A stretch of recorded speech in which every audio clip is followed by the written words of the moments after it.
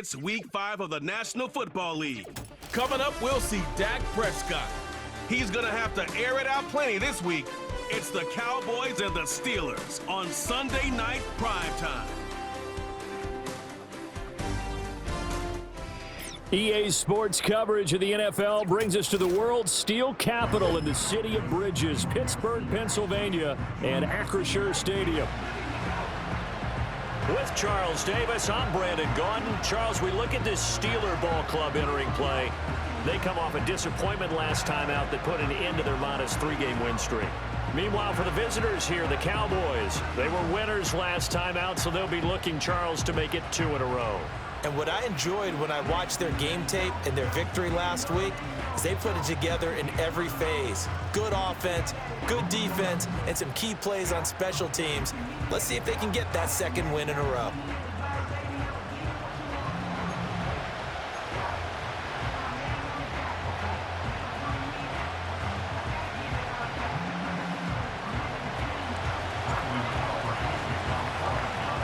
Seems like we were just starting training camp, but here we are in October, and off we go on EA Sports. And that's not going to be returned, as so many kicking teams elect to do. This is past the landing zone, and we'll start at the 30. So the Steelers make their way out, led by their 4th-year quarterback, picked up in the offseason from the Chicago Bears, Justin Fields.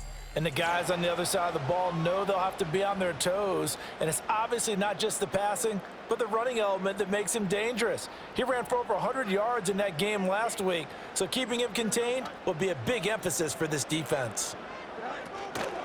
First carry for Najee Harris.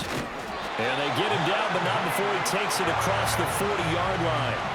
That's a pickup of 11 and a first down on their first offensive play. Great beginning there under the bright lights of primetime.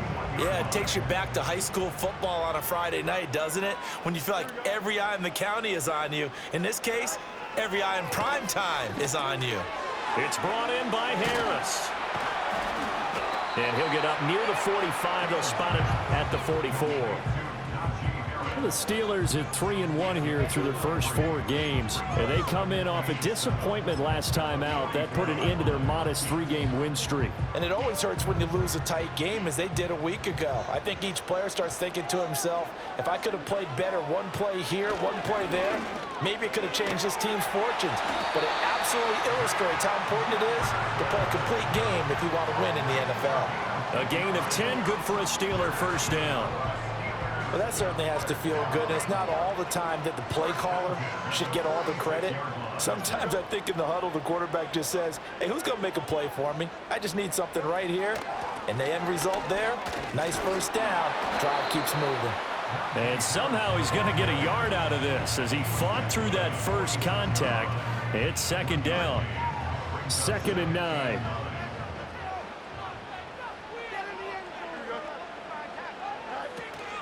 Now here's another carry for Harris. He'll get only a couple down to the 44. You look at this Cowboy defense. In that win last week over the Giants, they were very good. And they needed to be, because that game was a game you don't see very often anymore. Low scoring, slugging it out in the trenches. One play can make the difference type of a game, and they got it done. Fields. Escaping the pressure right. And he's going to have another first down here as the tackle's made at the Cowboys' 29-yard line. A solid gain of 15 yards and the sticks move. He's a talented runner, and that means he's always looking for bigger and bigger gains when he takes off. Certainly found some bonus yards there beyond the first down marker, and this early drive will continue with that extra jolt from his legs.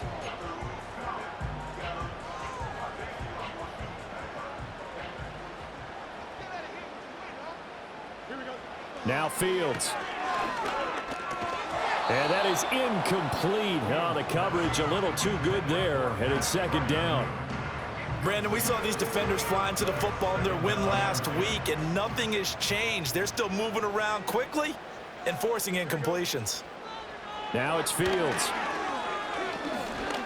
Eluding the... And he's going to have to eat this one as down he goes. Chauncey Golston. It'll go as a loss of about 8 as he gets in there to drop him. He probably feels like he cannot get a break. He was sacked 7 times last week. And here we go again in the first quarter.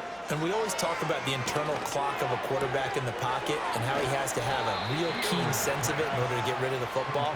After being sacked 7 times last week, that clock has been sped up. It'll be a pickup of 13, but it'll still lead to a 4th down. Now Chris Boswell for the Steelers field goal try. From the left hash, this will be a 41-yarder.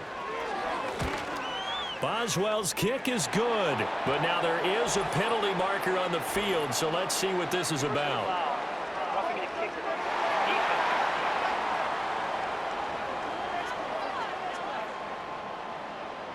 Well, they got the ball already. They're not going to risk the yardage and running another 4th down. They decline it. And what was that they taught you in law school, that possession is 9/10 of the law? I didn't go to law school. Oh, you didn't? I thought you did. Well, I'm going to give that to you anyway. Possession is 9/10 of the law, and it's 9/10 of this game, too. Having the football counts. You're so litigious. And they will wrangle it down a couple yards shy of the 30. Well, the Cowboys making their way out behind the NFL's leader in touchdown passes for 2023. In his 9th season now, Dak Prescott. I like this guy, and the reason I do, he tends to stay on an even keel. Doesn't let too much ruffle him.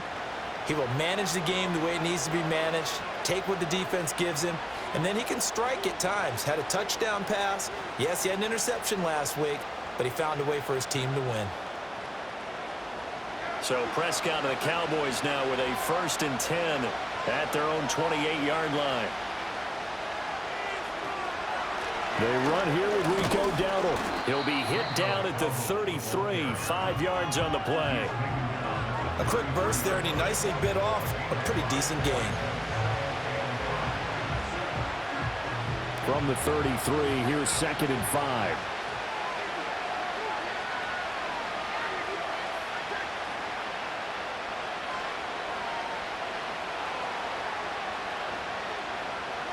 Prescott to throw it. Pass complete to Jalen Tolbert. And able to get this one across the 45 before he's brought down. 13 yards and a 1st down, Cowboys. This is an offense that's near the bottom of the league in rushing, so defensively coming in, you've got to know you're going to see the ball in the air a lot. And that time, it's a completion and a 1st down on this opening drive.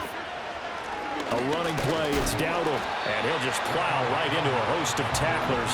Nothing there at all, and it'll be 2nd and 10. You look at this Steeler defense.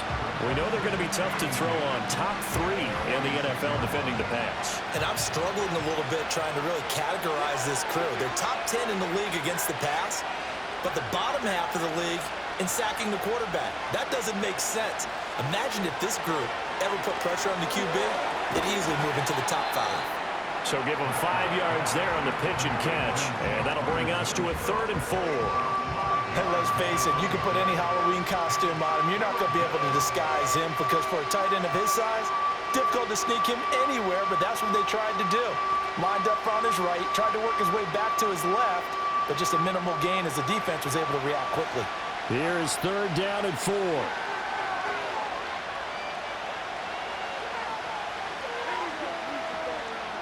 Throwing, Prescott. They'll set up the screen to Elliott. And he's got this down a yard or 2 shy of the 40 before he's out of bounds. It'll go as a gain of 6 that time, and it moves the chains as well. I like the screen being called here early in the game, especially on the opening drive, because, Brandon, when guys come out of the locker room, especially those pass rushers, they are so amped up to get to the quarterback that you can use that against them, and a screen pass is a great way of doing it. A lot of teams against good pass rushing teams, they want to run the screen 10 to 12 times in a game. 5 yards on the carry. Good pickup on 1st down. That's a strong pickup right there on 1st down, and as this drive goes on,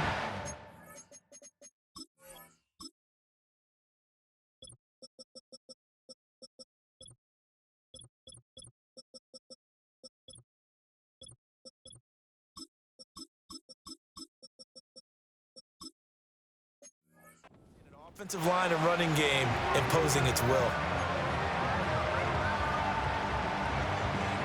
Here's 2nd and 5 now from the 37. Prescott. Steps away to his left.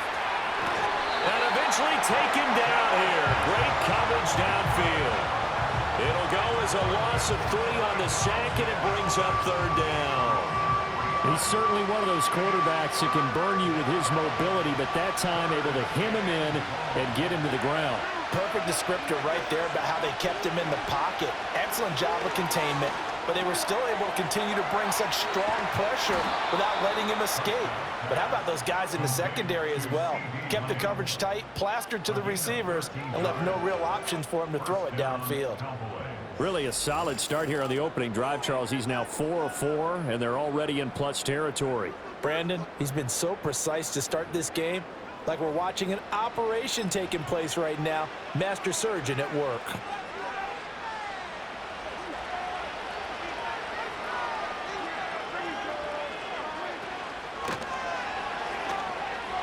Flushed out right. And that'll be incomplete with a penalty flag here on the field. And I'm not sure he was still behind the line when he let that thing go. Yeah, we kind of sensed that one. He got a little too far forward before throwing, and that one will set them back. And remember, the NFL level, being aware of where the line of scrimmage is crucial. And here's the other part. Any part of the quarterback's body that's near that line of scrimmage, he's going to get the benefit of the doubt, so he was clearly over the line. Oh, it's time to give a little credit there to the defense. They played that very well because it was a drag route, and he ran a little shallower than normal as he worked straight across the field. He was hoping he'd get lost behind the defensive line, but once he made the catch, nowhere to turn upfield and gain any yardage. Here's Prescott. And this pass broken up. The contact well timed there, and now 4th down. They'll turn things over to Brandon Aubrey now for the field goal. This from 44 yards out, left hash. And his kick is good. And that will tie us at 3-3. So a return of serve, so to speak, here on the second drive of our game as they respond to that opening field goal with 3 of their own. I like that. Going a little tennis on me, I know you. You like to mix it up with sports. That. They crack a forehand back out and they get a backhand. What was the return on? It was a backhand. I like that. Really good backhand. With some nice top spin on the whole little bit. I love it. Almost a mirror image when you really get down to it. I thought that was pretty good stuff. And that's going to skip into the end zone for a touchback. So Pittsburgh retakes the field for their second offensive possession. And last time able to get 3. It's not what they wanted. They wanted 6, but they got at least something. They mustered something out of the drive. They'll take it.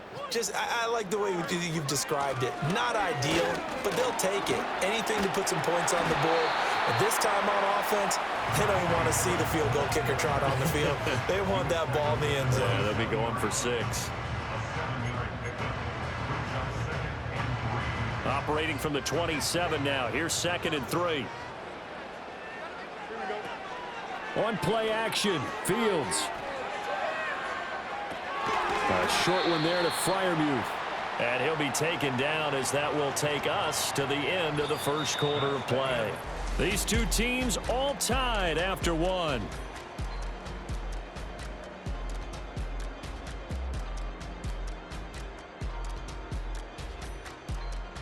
Second quarter action from Pittsburgh. It is the Steelers in control of the football as they've got it with a 3rd down coming up. So they just need 1 yard here to pick up the 1st down.